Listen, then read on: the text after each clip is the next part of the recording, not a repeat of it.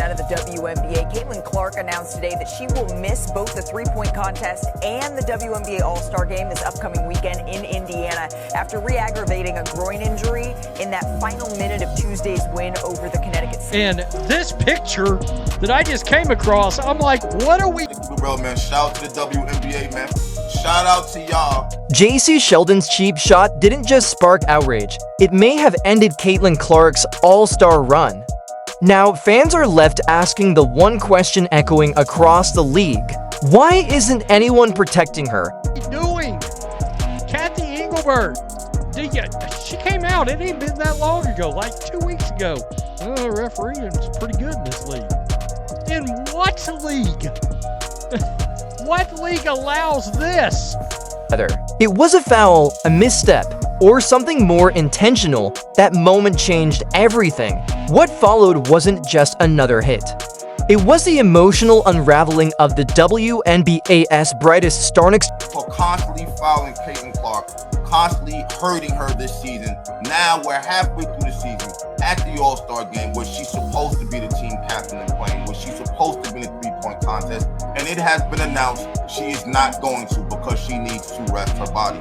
Thank y'all. Y'all are doing a great job at growing this right in front of the cameras. It all unfolded during the Indiana Fever's clash with the Connecticut Sun.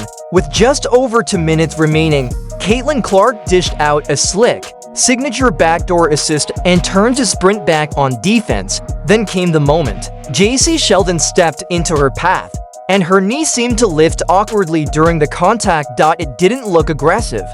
It didn't even seem intentional, but it was enough to throw Clark off. She winced, grabbed at her groin, and the cameras captured every second. The refs? Silent, no foul, not even a review. Outrage Z. Slow motion replays flooded social media. Some called it a clear foul, others chalked it up to a clumsy move. But on one thing, everyone agreed, Caitlin Clark was clearly in pain and something wasn't right. Because I just finished watching the Indiana Fever versus Connecticut Sun game, and I swear every time these two teams go up against one another, something happens, and it's honestly never good.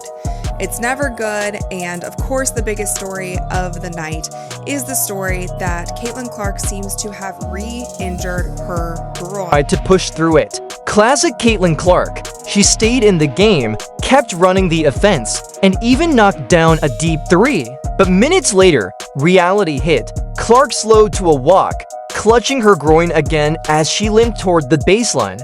She leaned into the basket support, buried her head, and that's when she broke. This wasn't about a missed shot or a sloppy possession. This was something deeper, something that couldn't be hidden anymore. Honestly, I'm not going to share this whole clip because I don't know how much she wants the video of her basically crying on the court to be circulated around, but she walks down to the end of the court. You can tell that she's in pain. You can tell that there's something wrong.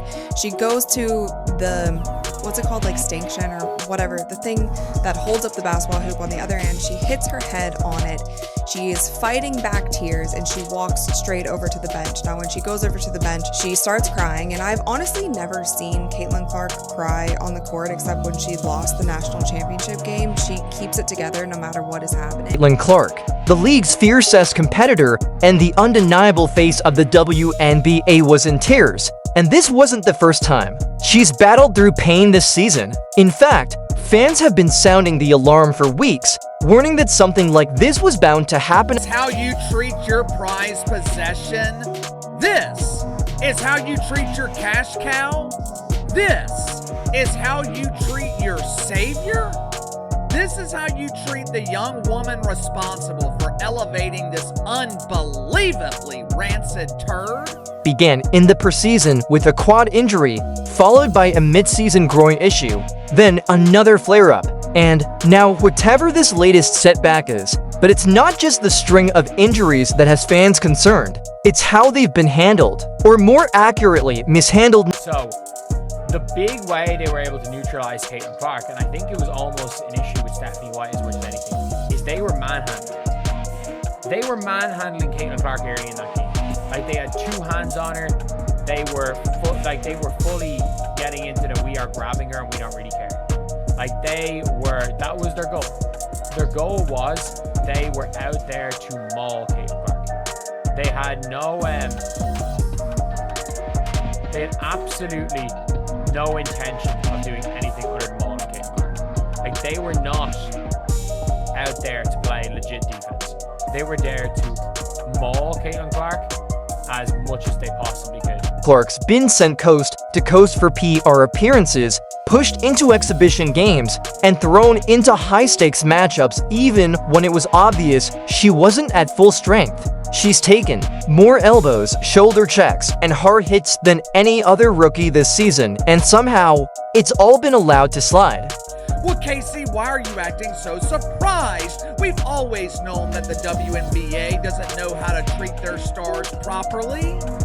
I'm not talking about the WNBA and the egregious way they treat the Great White Hope.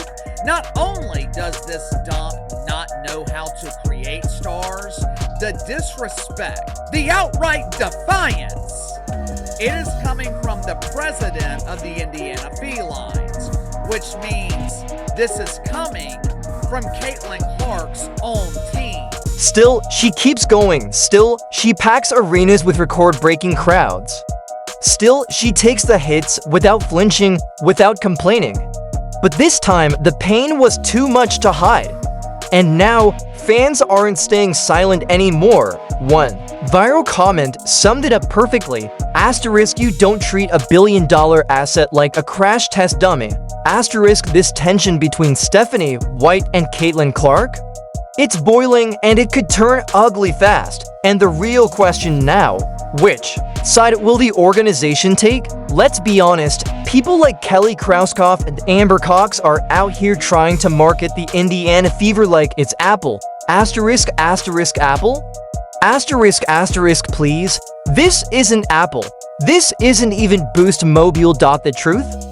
This franchise hadn't sniffed the playoffs in over a decade. Asterisk, until Caitlin Clark showed up. Asterisk, Kelsey Mitchell was winning 6 games a season before Clark arrived.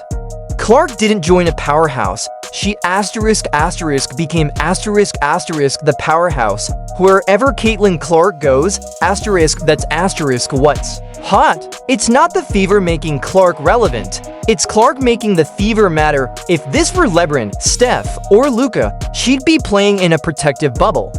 Instead, she's out there taking hit after hit while the refs swallow their whistles. Even her brother had enough, publicly calling out the officials for letting her get targeted again. And honestly, he's not wrong, because this isn't just a coaching issue or a fluke injury. This is a league-wide failure. When Clark gets pushed around, thrown to the floor during games, and teammates are standing there just looking, not doing anything, Sophie Cunningham will do something while other players get a microphone put in front of them doing their media interviews. While they regurgitate the same nonsense, the same word salad that Stephanie White lies says. Sophie Cunningham will say no. The WNBA has allowed teams to play Clark aggressively without consequence. The refs haven't called it, the front office hasn't stopped it, and the Fever's rotation decisions don't even get started. Clark is being subbed in and out like a role player with a sore ankle, not a superstar with a history of soft tissue injuries. One moment she's on fire, the next benched. No rhythm, no recovery time, just chaos. You think this, you think. All of this, you think all this merch and all these nationally televised games is happening because you're the Indiana Fever. You're Apple. Stop it, man. That's that delusional stuff. Get out of Dulu land, Amber Cox and Kelly Krauskopf. Salute to all of the fans who was bombing on Kelly Krauskopf on Twitter, and that's why she had to delete it. And now her groin is flaring up again. At this point, can we really act surprised? This All-Star weekend in Indianapolis was supposed to be Clark's victory lap, the three-point contest, her first All-Star game, a full-circle moment. Finally getting the celebration she earned after carrying the league through its most-watched season in years. Instead, she might be watching from the bench or worse, the hospital. Insiders say she's unlikely to suit up for the All-Star festivities. And the way she walked off that court, hunched over, face buried, eyes red, It's hard to argue otherwise. I really feel for Caitlin Clark because I actually had that injury 2006, and listen, I was heavily taped around my thigh, around my glute, just trying to make sure there was enough pressure to hold that groin. And the hard part is that the groin is sort of an area that you can't just touch and go, oh, it hurts right here. You feel it deep. You have to get a lot of deep treatment, whether it's ice and heat and rest. Well, can Caitlin Clark, she can find a lot of rest right now because she's mid-season. But I think that injury is really tough because it lingers. No matter how much medicine you take, you can feel fine. You get back out there, one move, one change of direction, and boom, you're right back feeling that same type of pain. So it's going to be a tough injury that she's going to have to manage. This wasn't a minor tweak. This was a player breaking down in front of the world. And if that doesn't scare you, you're not paying attention.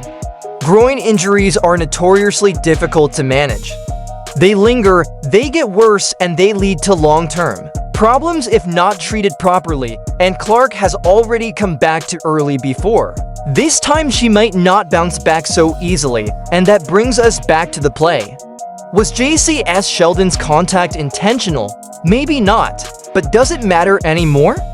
Because whether it was dirty or not, that moment, that contact may have been the final straw in a seasonal-long pattern of neglect. The real issue isn't Sheldon, it's the system. Speaking of the referees getting into it with the players, Caitlin Clark had an interaction with the referee, and we still don't know what this referee actually said, but I also want to show you guys this clip.